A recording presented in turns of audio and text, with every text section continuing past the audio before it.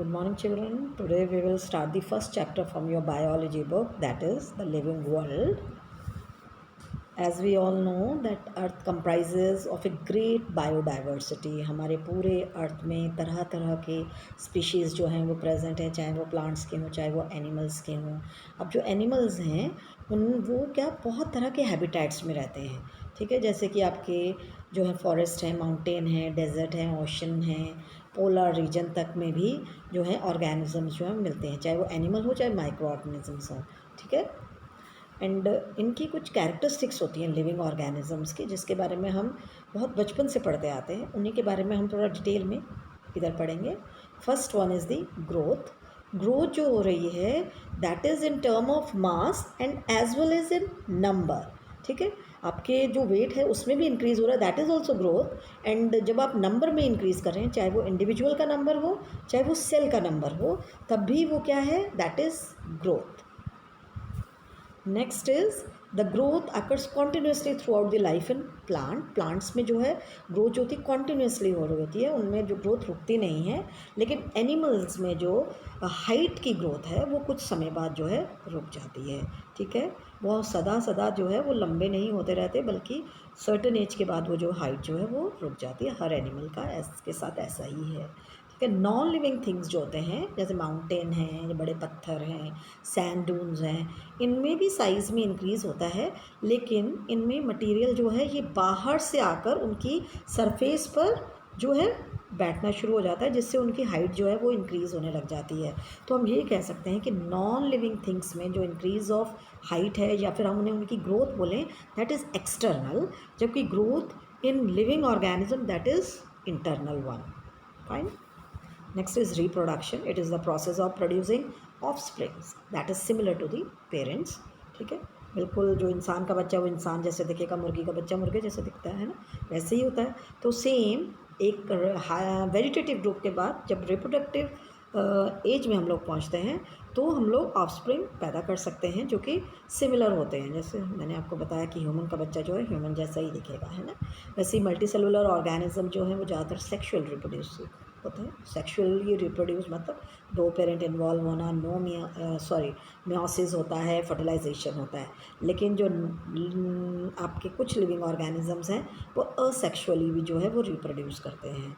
Asexually मतलब वो लोग वेजिटेटिवली प्रोपगेट कर सकते हैं. ठीक, अब हम देखते हैं यहाँ पे कुछ ऑर्गेनिजम्स एंड उनकी रिप्रोडक्शन के बारे में पढ़ते हैं. पहले आ जाता है फंजाई.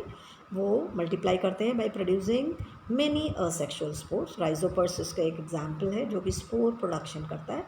एंड ये जो स्पोर है ये इसका नंबर ही इंक्रीज़ नहीं करेगा, उसको सर्वाइवल के चांसेस भी देता है इन एडवर्स कंडीशन. ठीक है, जब आपके क्लाइमेटिक कंडीशन ठीक नहीं होते, फंजाई जो है अगर जो आपका स्पोर है वो अगर जर्मिनेट करेगा तो fungi will not survive because there is no moisture. जबकि आपके मानसून के महीने में जो है फंजाई बहुत अच्छे से ग्रो कर पाती है बिकॉज मॉइस्चर होता है. ठीक है, तो स्पोर जो है वो एक ऑर्गेनिज्म को, जैसे फंजाई के बारे में हम बात कर रहे हैं, तो उसको एडवर्स कंडीशन में भी सर्वाइव करने का मौका दे रहा है और नंबर इंक्रीज़ करने का भी मौका दे रहा है. ठीक है, ऐसे ही ईस्ट एंड हाइड्रा हैं जो कि बडिंग के थ्रू जो है रिप्रोड्यूस करते हैं. ठीक है, प्लानेरिया जो है जो एक फ्लैटवर्म है, इट रीजेनरेट. ठीक है, अगर प्लानेरिया जो है वो एक्सीडेंटली कट जाता है तो उसके दोनों पार्ट, ठीक है, चाहे अगर वो दो भागों में बट गया तो दोनों भाग जो हैं पूरा का पूरा एक फ्लैटवर्म बना लेंगे.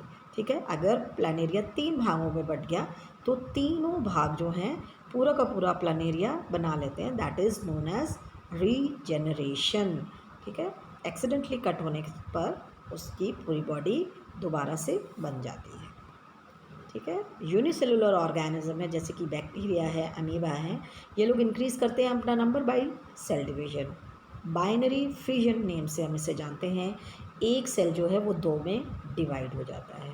एंड एंजियोस्पर्म्स तो आपको पता ही है, फ्लावरिंग प्लांट जो होते हैं फ्लावर के थ्रू जो हैं वो रिप्रोड्यूस करते हैं. उनमें जो है आपको पोलन होते हैं. ठीक है, एग बनता है, वो फर्टिलाइज होगा एंड आपका एक सीड बनता है. सीड जो किस में कवर्ड है, फ्रूट में कवर्ड है. ठीक है, एंड सम ऑर्गेनिज्म, लेकिन कुछ एनिमल्स जो हैं जैसे म्यूल है, ठीक है, जैसे खच्चर बोलते हैं, फिर स्टराइल वर्कर बीज. ठीक, आपकी पूरी की पूरी जो वर्कर बीज होती हैं वो स्टराइल होती हैं, फीमेल ज़रूर हैं लेकिन स्टराइल है, सिर्फ एक ही उसमें जो है फर्टाइल होती है, दैट इज़ द क्वीन। फिर इनफर्टाइल ह्यूमन कपल जिनके बच्चे नहीं हो पाते, वो क्या, जो रिप्रोड्यूस नहीं कर पाते, क्या वो जो है वो लिविंग की कैटेगरी में नहीं आएंगे? लेकिन ऐसा नहीं है। Reproduction can not be an all inclusive defining characteristics of living organism. हम उसको एक जो है पार्ट मान सकते हैं लिविंग ऑर्गेनिज्म की कैरेक्टरिस्टिक का, लेकिन ओनली थिंग नहीं मान सकते, ठीक है। नेक्स्ट है मेटाबॉलिज्म। मेटाबॉलिज्म जो है इट कंप्राइजेज ऑफ टू, जो इसमें दो रिएक्शंस इंक्लूडेड होते हैं, एक है एनाबॉलिज्म और दूसरा है कैटाबॉलिज्म। एनाबॉलिज्म में जो है कंस्ट्रक्टिव रिएक्शंस होते हैं, ठीक है, इनमें जो है कुछ ना कुछ नई चीज़ बन रही होती है, छोटे से कोई चीज़ नई बड़ी बन रही होती है, जैसे फोटोसिंथेसिस में। एंड जो आपका कैटाबॉलिज्म होता है उसमें जो है ब्रेकिंग होती है, जैसे रेस्पिरेशन में जो ग्लूकोज जो है बना डाइजेशन के बाद आपकी बॉडी ने एब्जॉर्ब किया, वो माइटोकॉन्ड्रिया में जाके ब्रेक होगा into energy and carbon dioxide plus water, ठीक है। वैसे ही मतलब ब्रेकेज हो रहा है। Catabolism means breakage of complex substance and anabolism means कि उसमें कुछ ना कुछ नया बन रहा है, जैसे carbon dioxide plus water sunlight की प्रेजेंस में बनाते हैं ग्लूकोज, जो कि प्लांट का क्या है, फूड, प्लांट अपने लिए खाना बना रहा है उसमें। Metabolic reaction can also be demonstrated outside the body in cell-free system which are neither living or non-living। हम जो है metabolic reaction को सेल के अलावा जो है एक सिस्टम में भी दिखा सकते हैं, लेकिन वो लिविंग रिएक्शंस होते हैं, लिविंग थिंग नहीं बन जाते। वो टेस्ट ट्यूब जो वो लिविंग थिंग नहीं बन जाएगी, उसके अंदर जो रिएक्शन है that is a living reaction. Hence, metabolism can be considered as a defining feature of all living organism without exception। सारे के सारे ऑर्गेनिज्म में मेटाबॉलिज्म होगा ही होगा, ठीक है। नेक्स्ट है सेलुलर ऑर्गेनाइजेशन। अब हमको ये बात मालूम है कि हमारी बॉडी किससे बनती है, हमारी बेसिक यूनिट क्या है, स्ट्रक्चरल, फंक्शनल, जो भी यूनिट आप उसे बोल रहे हैं दैट इज़ सेल। हमारी पूरी बॉडी बनी भी सेल से, और हमारी बॉडी के ज़्यादातर फंक्शन वो भी कहाँ हो रहे हैं, सेल में होते हैं, चाहे वो प्लांट्स हों, चाहे वो एनिमल्स हों, चाहे ह्यूमंस की बात करें, ठीक है। यूनिसेलुलर ऑर्गेनिज्म सिंगल सेल से बने होते हैं, लेकिन जो मल्टी सेलुलर ऑर्गेनिज्म है वो मिलियंस ऑफ सेल से बने हैं, ठीक है। बहुत सारे सेल लगते हैं तब जाके एक मल्टी सेलुलर ऑर्गेनिज्म बनता है।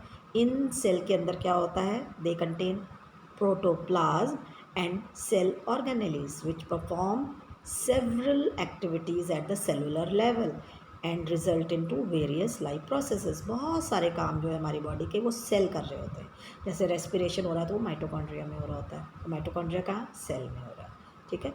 अगर हम बात करें कि प्रोटीन सिंथेसिस कहाँ होगा, तो वो सेल के अंदर होगा, और वो कहाँ से आता है, उसका जो सारा का सारा ब्लूप्रिंट है that is in the DNA. और डीएनए कहाँ होता है, न्यूक्लियस, न्यूक्लियस कहाँ है, सेल में है। तो मेन जो आपका सारा का सारा प्रोसेस है वो कहाँ हो रहा है, आपके सेल के अंदर, ठीक है। एक और फीचर है जो हमको लिविंग बनाता है, दैट इज़ द कॉन्शियसनेस। हमें अपने जो है इन्वायरमेंट को हम सेंस कर पाते हैं एंड उसको रिस्पॉन्ड भी करते हैं, चाहे वो फिज़िकल हो, चाहे हमें किसी ने मारा तो हमको गुस्सा भी आता है, या फिर हमको कोई फ़र्क नहीं पड़ता, मार रहे मारता रहे, है ना। एंड केमिकल भी हो सकता है, बायोलॉजिकल स्टिमुली भी हो सकती है। यहाँ मैंने एक पिक लगाई है जैसे टच मी नॉट प्लांट की, जिसे हम छुई मुई का प्लांट भी बोलते हैं। अगर आप इस पत्ते को छुएँ तो क्या होता है, वो बंद हो जाता है, दैट इज़ ऑल्सो स्टिमुली, ठीक है। स्टिमुली को रिस्पॉन्ड करना ये एक लिविंग थिंग का फीचर है। वैसे भी दिन और रात जो है उसके लिए भी बहुत हम लोग जो है बहुत ज़्यादा जो है इफ़ेक्टेड फील करते हैं हमारी बॉडी, एंड लाइट ड्यूरेशन से भी बहुत सारे प्लांट्स जो हैं वो फ्लावरिंग करते हैं, है ना। और फ्लावरिंग करेंगे तभी उनमें जो है सीड बनेगा, जो कि हमारे लिए क्रॉप की तरह काम में आता है, हमारे लिए अनाज बनाते हैं, ठीक है। Consciousness is a defining property of any living organism, okay. Next is body organisation.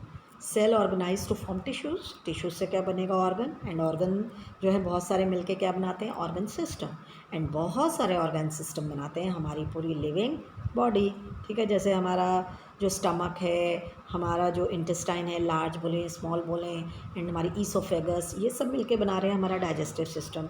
फिर अगर हम बात करें अपने रेस्पिरेटरी सिस्टम की तो लंग्स हैं, फिर हमारे पूरे के पूरे, तो ये सब चीज़ें जो हैं, फिर हमारी बॉडी में पूरे कितने सारे सिस्टम जो हैं वर्किंग हैं, तो बहुत सारे सिस्टम बन के जो है हमारी पूरी बॉडी बनाते हैं, ठीक है। The various life processes are the result of this interaction and coordination. सारी की सारी बॉडी में जितने भी लाइफ प्रोसेसेस होते हैं ये इन्हीं इंटरेक्शन एंड कोऑर्डिनेशन की वजह से ही होते हैं। The complexity in organization enable living organism as to be self-replicating, evolving, self-regulating and responding to external stimuli। हम self-replicating भी हैं, ठीक है। हम अपने हमारे सेल जो हैं वो रेप्लिकेट करके मतलब अपनी कॉपीज़ बना के जो है रिप्रोडक्शन में हेल्प करते हैं। हम लोग इवॉल्व भी हो रहे हैं, इवॉल्व होने हमारी जो स्पीशीज़ है वो बेटर होती जा रही है। हम अपने जो है बोलेंगे अपने हैबिटेट के अकॉर्डिंग जो है इसमें ढलने की कोशिश करते हैं, जिससे कि हमारी बॉडी में वेरिएशंस आने शुरू हो जाते हैं ना, जो वेरिएशन है जो कि हमारी बॉडी को जो है वहाँ रहने लायक बनाते हैं। इससे क्या होता है, ये एवोल्यूशन जो है बहुत टाइम लेता है, बहुत स्लो प्रोसेस होता है, लेकिन होता ज़रूर है, ठीक है, पॉजिटिव डायरेक्शन में ही होता है। सेल्फ रेगुलेटिंग, जैसे हमारी बॉडी जो है अपना पूरा का पूरा टेम्परेचर जो है वो मेंटेन करके रखती है, अपना ऑस्मोसिस मेंटेन करके रखती है, ठीक है, होमोस्टेसिस जिससे बोलते हैं। हम लोग रिस्पॉन्ड करते हैं एक्सटर्नल स्टिमुली को। हमें कुछ अगर हमें ठंडा लगता है तो हम स्वेटर पहनेंगे, ठीक है, गर्मी लगती है तो हम एसी चलाते हैं या पंखा चलाते हैं, है ना। All living organisms are linked to one another by sharing of common genetic material in the form of DNA in varying degrees। हमारा DNA कहीं ना कहीं एक दूसरे से मिलता है, चाहे वो थोड़ा या ज़्यादा, ठीक है, हमारे एंसेस्टर से एंड हमारे डिसेंडेंट से भी आगे मिलेगा। Thus, biology is the story of life on earth. It is the story of evolution of living organism on the earth। ठीक है, तो बायोलॉजी जो है वो लाइफ की पूरी स्टोरी है अर्थ पर, एंड हम कैसे बने, हम किस तरह से इस धरती पे आए, किस तरह से अलग अलग स्पीशीज़ जो हैं वो इवॉल्व हुई, एक प्रिमिटिव फॉर्म से एडवांस फॉर्म में कैसी गई, ये सब चीज़ें जो हैं हम बायोलॉजी में पढ़ते हैं। Because this is an introductory chapter, we are telling you about everything in this one, okay। However, organism also have many other features that differentiate them from living organism, but shape, size, life cycle, movement, self regulation, variation, adaptation, healing, repair, excretion and death. जो हमने 6 characteristics बताई वो अकेली ही living things को जो है non living से अलग नहीं करती, बल्कि हमारे अंदर बहुत सारी चीज़ें भी हैं, जैसे हमारा शेप एंड साइज़ जो है वो वेरिंग है, अलग अलग है सबका, लाइफ साइकिल सबकी अलग अलग है, ठीक। फिर हम मतलब हम लोग बड़े होते हैं, पहले बच्चे पैदा होता है, वो थोड़ा बड़ा होता है, बड़े होने के बाद रिप्रोड्यूस करता है, फिर अपने जैसे और ऑफस्प्रिंग बनाता है, हम मूव करते हैं। प्लांट मूव नहीं करते, लेकिन उनकी जो रूट्स है वो नीचे की तरफ तो मूव कर ही रही हैं, वो वाटर की तरफ मूव करती हैं, वो ग्रेविटी की तरफ मूव करती हैं, that is also a movement, है ना। उसको हम लोग क्या बोलते हैं, जियोट्रॉपिज्म बोलते हैं। फिर आपका जो वाटर की तरफ मूव करती है रूट्स, उसे हम हाइड्रोट्रॉपिज्म बोलते हैं। सेल्फ रेगुलेशन, हम अपनी बॉडी का टेम्परेचर जो मेंटेन करते हैं। वेरिएशंस जो हमारी बॉडी में आती हैं जब हम रिप्रोड्यूस करते हैं, तो उसमें जो मियोसिस के समय जो है आपका क्रॉसिंग ओवर होता है, रिकॉम्बिनेशन होता है, उससे बहुत तरह के वेरिएशंस जो हैं वो सामने आते हैं। अडेप्टेशंस होती हैं हमारी बॉडी में, ठीक है, समय के साथ जो है ये वेरिएशंस जो है अडेप्टेशन लाती है, जो हमको एक हैबिटेट में रहने के लायक बहुत अच्छे से बनाना शुरू कर देते हैं। हीलिंग है, हमें ठीक होने की क्षमता है, ठीक है। फिर रिपेयर, हमारी बॉडी जो अपने आप को रिपेयर भी करती है, हील भी कर रही है, ठीक करती है। एक्सक्रीशन है, ठीक है, जिसमें हम अपने वेस्ट को एक्सक्रीट करते हैं, ठीक। एंड डेथ, ऑब्वियसली लास्ट में जो है हम लोग मरते भी हैं। एक लाइफ का जो एंड पार्ट है दैट इज़ डेथ, जबकि ये सब चीज़ें हम कभी भी नॉन लिविंग थिंग्स में नहीं देखते, ठीक है। Okay, with this I end this part, we will come with the next part soon.